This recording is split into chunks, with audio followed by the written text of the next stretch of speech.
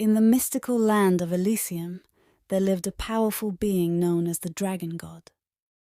He was a majestic creature, with shimmering scales and piercing golden eyes. He was the protector of the land and was worshipped by all its inhabitants. The Dragon God lived in a hidden cave deep in the mountains, away from the prying eyes of mortals.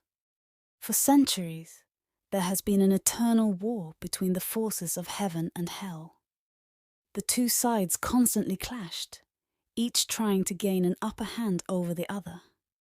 The Dragon God had always remained neutral in these battles, for he did not wish to be dragged into the affairs of mortals. However, one fateful day, everything changed. It was a day like any other when the forces of heaven and hell came face to face in a final battle.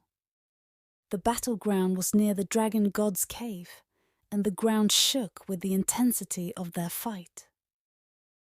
The Dragon God, who had been in a deep slumber, was awoken by the noise. As he opened his eyes, he saw the devastation caused by the never-ending war. Angered by the destruction, the Dragon God spread his enormous wings and flew towards the battlefield.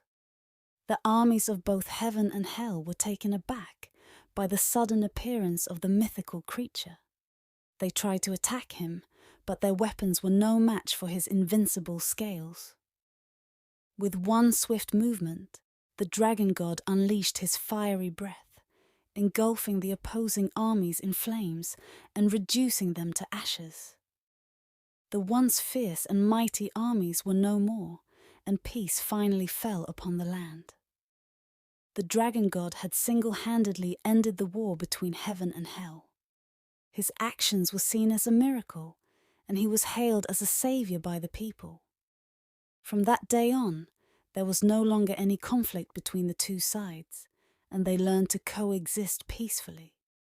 The Dragon God had become a legend, and his cave became a sacred place for pilgrims.